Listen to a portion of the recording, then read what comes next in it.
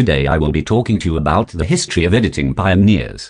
The Lumiere Brothers were among some of the first films makers.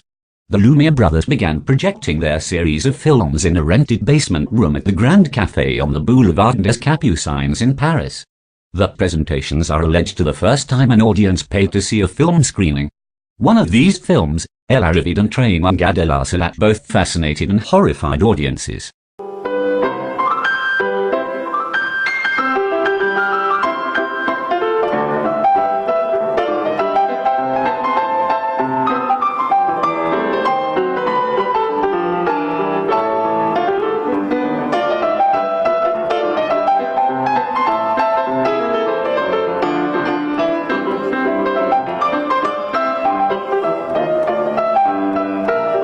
The film showed the arrival of a train at a station, but audiences are said to have stampeded at the sight of the locomotive barreling toward them from the distance.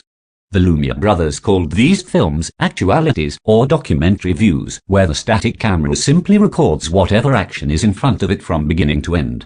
Other early films consisted of vaudeville performances, but it wasn't until the turn of the century when the narrative potential of film was discovered.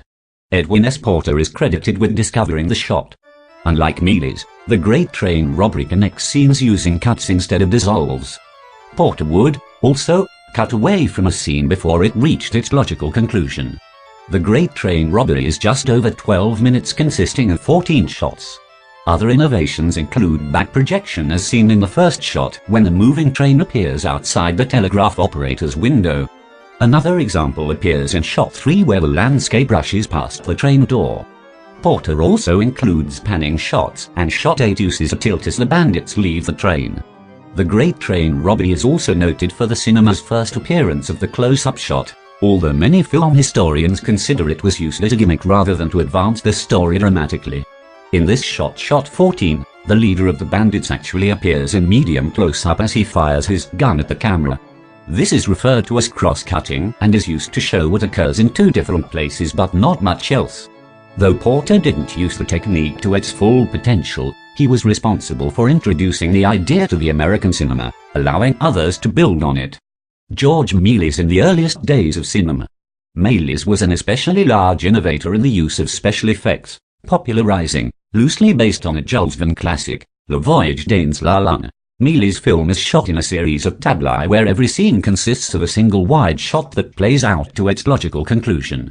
Mealy's never once allowed the camera to move, framing the shot in what is called a proscenium, where the shot is framed similar to the point of view from an audience sitting directly in front of the stage. Each of the 30 scenes in the film is connected by a dissolve. The entire film plays out to nearly 14 minutes. Such techniques as substitution splices, multiple exposures, time-lapse photography, dissolves, and hand-painted color. D.W. Griffiths is considered by film historians to be the father of modern cinema. He directed The Birth of a Nation, considered one of the most influential films of all time for its cinematic technique of using close-ups and parallel action. Griffith alternated wide, medium and close-up shots within the same scene. The use of cross-cutting, or parallel editing, shows separate events that happen simultaneously. For example, in the scene of President Abraham Lincoln's assassination, Griffith used 55 shots, some held for mere seconds, to show the relationship between Lincoln, his bodyguard, the audience and the assassin John Wilkes Booth, coming together in the final moment. Griffith is also well known for innovating elaborate chase sequences by cutting the shots shorter and shorter to increase the tension. Russian director Eisenstein was influenced highly by Griffith's films. He is called by film historians the father of the montage for his work on juxtaposing meanings and metaphoric images within the narrative of his films. An early example of his montage is seen in the film Strike, when oppressed factory workers and their families are massacred by the police. Eisenstein inserts shots of cattle being slaughtered in a slaughterhouse as a visual metaphor for the atrocity that takes place. Lev Kuleshov. In the dawn of the 20th century, cinema was a new art form, comprising many techniques that hadn't been developed, and the ones that had not been studied to the needed extension.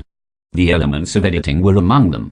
Filmmakers knew that you could cut and splice the film strip, but they didn't thoroughly comprehend the purposes of doing so. Lev Kuleshov, a Soviet filmmaker, was among the first to dissect the effects of juxtaposition. Through his experiments and research, Kuleshov discovered that depending on how shots are assembled, the audience will attach a specific meaning or emotion to it.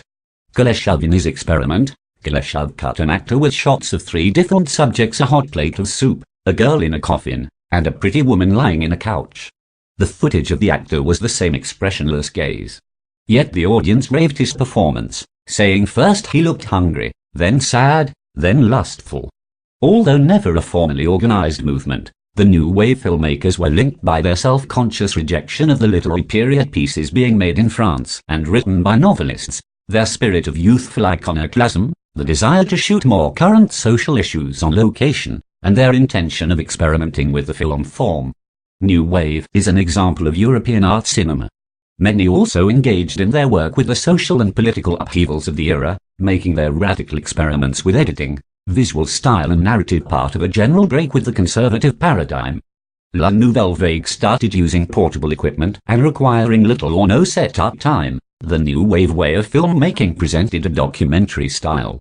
The films exhibited direct sounds on film stock that required less light. Filming techniques included fragmented, discontinuous editing, and long takes.